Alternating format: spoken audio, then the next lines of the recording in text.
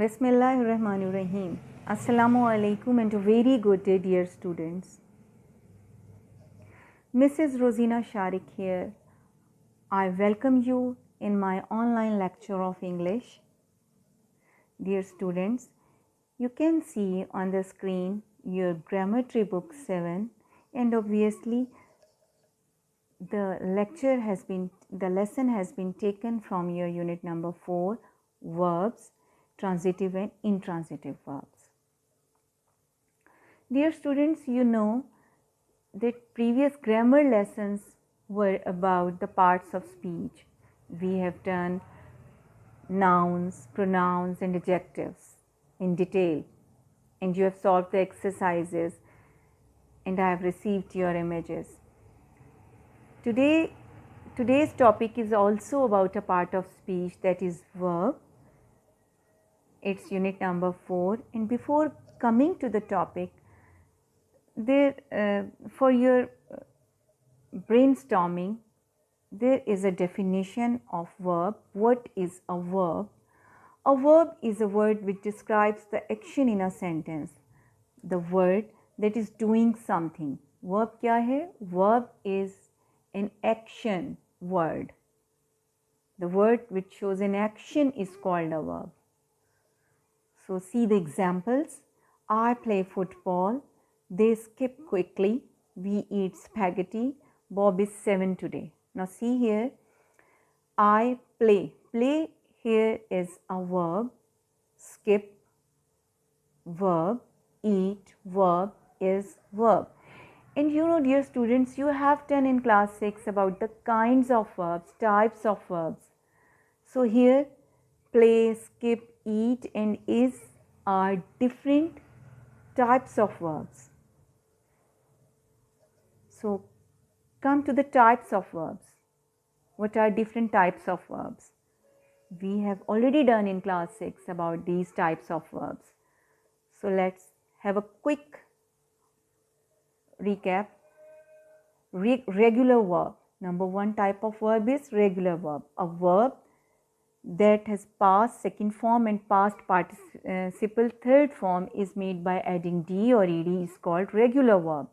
Means कि जब हम उसकी फॉर्म चेंज नहीं होती वर्ड की, हम उसमें जब सेकंड फॉर्म पास्ट में सेकंड फॉर्म जब हम वर्ब की सेकंड फॉर्म होती है तो उसमें ed लग जाता है. फॉर एग्जांपल प्ले, जब हम उसको पास्ट में चेंज करते हैं तो ed लग जाता है, और थर्ड फॉर्म के अंदर भी उसमें ed लग जाता है, third participle past participle form के अंदर, तो उसकी फॉर्म चेंज नहीं हुई वर्ड की, तो that is regular verb. For example play, plate, plate. इसी तरह से cook, cooked, cooked. These are the examples of regular verbs. Now come to the irregular verb. Irregular verb, if the formation of the verb is otherwise than the regular verb, it is called irregular verb. For example, consider the previous example, I eat apple. जब हम उसको past में लेके जाते हैं, जब उसका past form है वर्ब की सेकंड फॉर्म पास्ट, तो वो एट हो जाता है, ate, एट. फॉर्म चेंज हो गई ना, एट हो गया. तो that type of words are called irregular verbs. Eat, ate, eaten, तीनों फॉर्म्स चेंज हो गई. Then swim, swam, swum, form change हो गया. That are irregular verbs. ये हमने बड़े डिटेल से 6 में इसको किया हुआ है डिस्कस, आ गया होगा आप लोगों के माइंड में. Then linking verb, a verb that acts as a link between two words is called linking verb. It connects or links a subject to a noun or an adjective in the predicate. Quickly जहन में लाइए वो sentence, basic structure of sentence that consist of a sentence structure consist of a subject or a predicate and a predicate. For example, I play football. Here I is subject and play football is to, the remaining sentence is predicate, and उस predicate के अंदर object भी होता है और verb भी होता है. For example, play में देखें आप, play football देखें आप, play is verb and football is object. I will tell you about subject and object. Although we had done it in class 6, but ज़ाहिर है माइंड से स्किप हो जाता है, तो वो रिवाइज़ करने के लिए मैंने आगे आपको कुछ स्लाइड्स बनाई हुई हैं. I will tell you. So here he is 7 years, 7 now. Previous example lines हैं देखिए, he is 7 now, तो he is here linking verb. Linking verb है is. Modal verbs भी कहलाते हैं. For example, can, could, has, have, will, shall, ये linking verb कहलाएंगे. Now, transitive verb and intransitive verbs. Finite verb and infinite verb. Transitive verbs and intransitive verb, तो ये तो हमारा टॉपिक है आज का. तो ट्रांजिटिव वर्ब डिटेल से मैं बताऊंगी आपको, इंट्रांजिटिव वर्ब भी. बट अभी मैं बता दूं, a verb that needs object to complete itself is called transitive verb. It is called transitive because it passes its action from subject to object. I play football. I here subject और object क्या है? Football. तो ये पास कर रहा है. आई कौन खेल रहा है? मैं फुटबॉल खेलता हूँ या खेलती हूँ. आई प्ले फुटबॉल. फुटबॉल खेली जा रही है. क्या खेला जा रहा है? फुटबॉल. ये ऑब्जेक्ट है, यानी ये सब्जेक्ट का जो एक्शन है ये सब्जेक्ट से ऑब्जेक्ट की तरफ जा रहा है. ठीक है ना. इंट्रांजिटिव, इसमें किसी ऑब्जेक्ट की ज़रूरत नहीं होती. A verb that doesn't need any object to complete itself is called intransitive verb. It does not pass the section from subject to the object. For example, I swim. Okay. Finite verb. Finite verbs mean those verbs which can change their form in accordance with the subject. For example, let's see this sentence. I play football. Here, I subject के according play. अगर मैं यहाँ पे कहती ही play football तो वो गलत होता है. ही प्लेज फुटबॉल, सब्जेक्ट के साथ ही फॉर्म चेंज हो गई. ही प्लेज फुटबॉल या और he played football, they play football.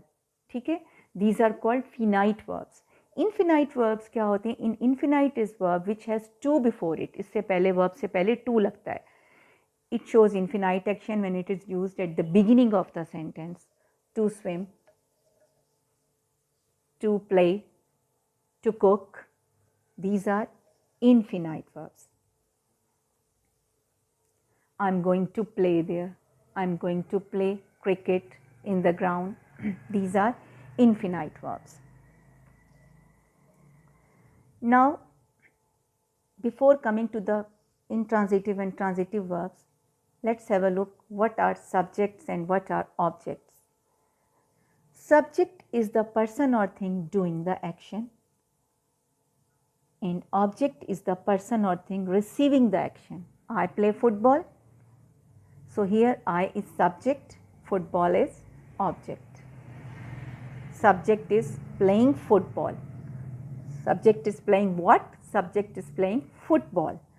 Subject generally precedes the verb. Object generally follows the verb. Now see here, I play football. I पहले आ रहा है, precede mean पहले आ रहा है, verb यहाँ पर play है.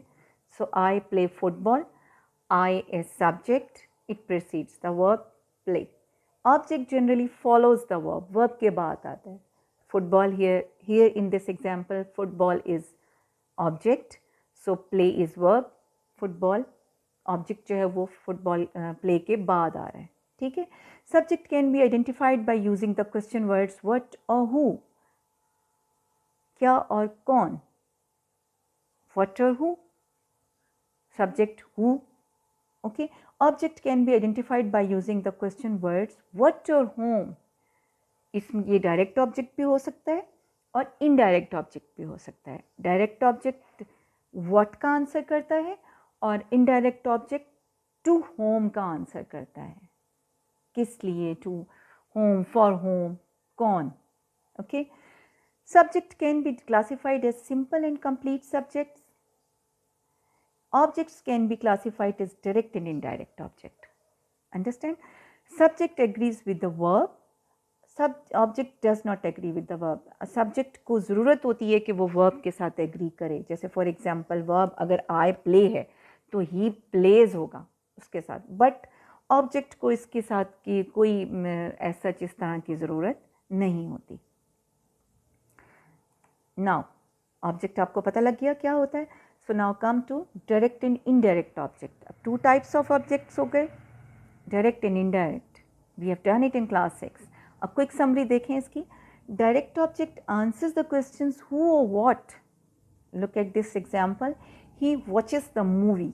The movie is the direct object. What? He watches what? What is the movie? So the movie is the direct object. Indirect object answers the questions to whom, for whom. They send it to her. To her is the indirect object. Here it तो हो गया direct object. To her. They send it, कोई भी चीज़ भेजते हैं, to her उसको भेजते हैं, टू होम किसको, दे सेंड इट वो किसको भेजते हैं, तो फॉर होम, टू होम कहाँ से आ रही है या किसके पास जा रही है, ये इनडायरेक्ट ऑब्जेक्ट हो गया। Of course this direct and indirect objects that are nouns can be replaced by direct and indirect objects pronouns, pronoun से भी रिप्लेस किए जा सकते हैं। नाउ इनडायरेक्ट ऑब्जेक्ट डेफिनेशन देखिए इसकी।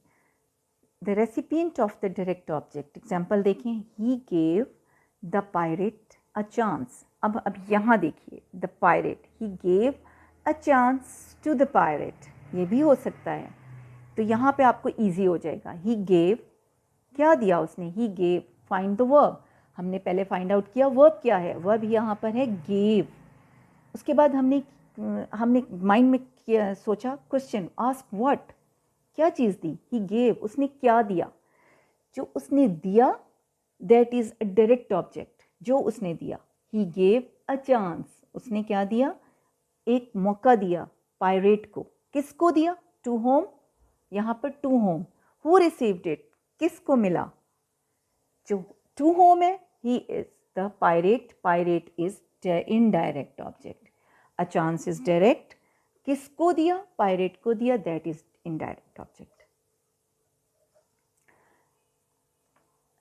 Now transitive verb. अब आप लोगों को पता लग गया कि you people know that what are object, what is subject, what is direct object and what is indirect object, और वो कौन कौन से कुछ मतलब आप आइडेंटिफाई कर सकते हैं। अब आपको एक सेंटेंस दे दिया जाए कि इसमें से आइडेंटिफाई करें कि what is a direct object and what is an indirect object. We have done it in class 6 अगर आपको याद हो तो।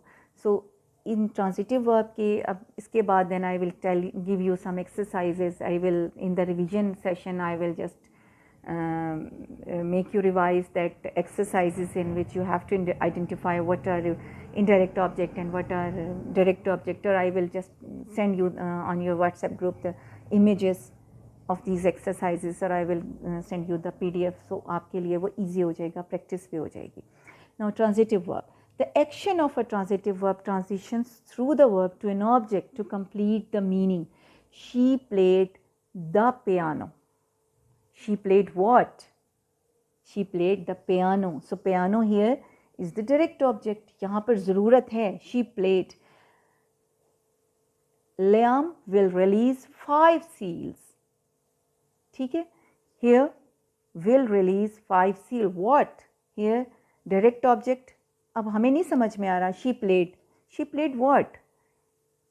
हमें इसके साथ कुछ ना कुछ direct object लगाना है। For example, the thief broke the window.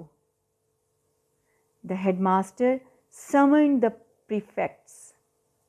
The children trampled on the flower beds. अगर हम कहें the children trampled, where? On the flower beds. ठीक है, these are वो अपने जो एक्शन है वो ऑब्जेक्ट को ट्रांसफ़र कर रहे हैं, ट्रांसमिट कर रहे हैं। वर्ब का जो है एक्शन वो वर्ब का जो एक्शन है that is transmitted two objects, that is called transitive verb. Now what is intransitive verbs? And transitive verbs cannot have an object. The baby smiled. Intransitive verb. The baby smiled. इसमें complete हो गया, smile for what नहीं है इसमें, किस लिए, but smile, only smile, you can not have an object after an intransitive verb. In this case smile, smile is intransitive verb, you can not smile something. ठीक है.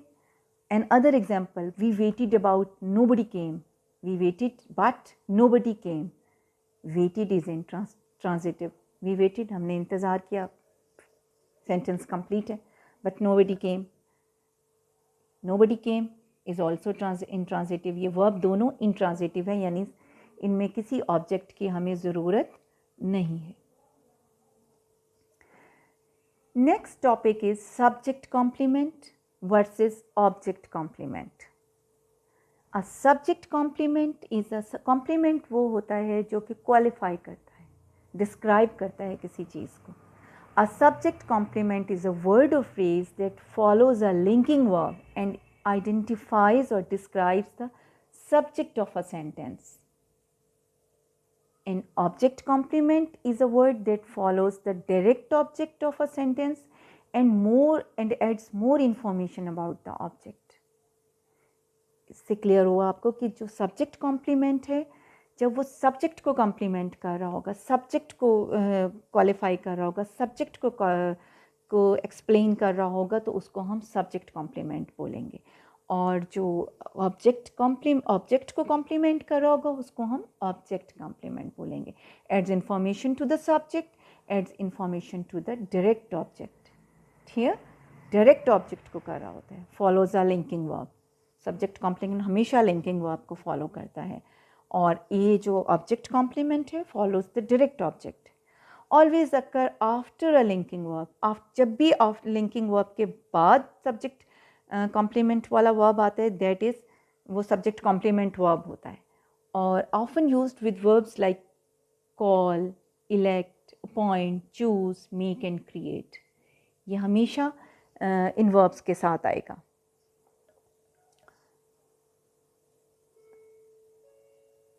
अब नाउ इसकी example देखें. Look at the example. Algebra is difficult. Algebra यहाँ subject है, is linking verb है, difficult जो है वो सब ऑब्जेक्ट है. अब व्हाट इज़ अलजेब्रा क्या है? अलजेब्रा को कॉम्प्लीमेंट दे रहे हैं ना, यहाँ पे सब्जेक्ट को कॉम्प्लीमेंट हो रहा है ना कि अलजेब्रा डिफ़िकल्ट है, तो that is subject complement. Algebra is difficult and see this के वो लिंकिंग वर्ब के बाद आ रहा है. इसके बाद practice makes algebra easy. Here also an example. Practice makes algebra easy. Here practice is subject, makes verb, algebra object, easy also object. तो easy also word है, नाउन है, और it is also an object complement है. और ये किसको कर रहा है? अब प्रैक्टिस मेक्स अलजेब्रा, प्रैक्टिस जो है वो अलजेब्रा को ईजी कर देता है, वो उसको और मज़ीद उसको जो है ऑब्जेक्ट को क्वालिफाई कर दिया, मज़ीद क्या कर देता है? प्रैक्टिस मेक्स अलजेब्रा किसको क्या कर दिया उसने? ईजी कर दिया. तो किसको कॉम्प्लीमेंट दिया यहाँ पर? अलजेब्रा को कॉम्प्लीमेंट दिया. Here algebra is difficult, subject को कॉम्प्लीमेंट है, अलजेब्रा के आगे आ रहा है, ऑब्जेक्ट के आगे आ रहा है ईजी, उसको कॉम्प्लीमेंट दिया है, तो that is called object complement. Dear student, that's all finite verbs, infinite verbs, sorry, transitive verbs, intransitive verbs, and subject complements and object complements. So what is the task to do? Watch and listen the video and try to solve all the exercises of unit number 4 from your geometry book. When you will listen to the video, when you will listen the video and you will watch the video, it would be easy कि मैंने आपको examples के साथ बहुत detail के साथ समझाया है, वो आप उसको बार बार उसको आप सुनिएगा, और उसके बाद when you will solve the exercises, it would be easy for you. Her topic के बाद आपने सुनने के बाद आपने एक एक्सरसाइज सॉल्व करनी है. ठीक है. Send me the images on WhatsApp. उसके बाद आपने क्या करना है? उनके व्हाट्सएप पे इमेज करके लेके आपने और मुझे सेंड करने हैं. Then I will do the necessary correction if needed. I know that it wouldn't be needed, इतने डिटेल के साथ जब आप सुनेंगे और करेंगे तो definitely it would be clear to you और आप इजीली इसको सॉल्व कर लेंगे. So I will wait for your images on WhatsApp. Allah Hafiz dear students, goodbye, best wishes, salamat रहें, आमीन.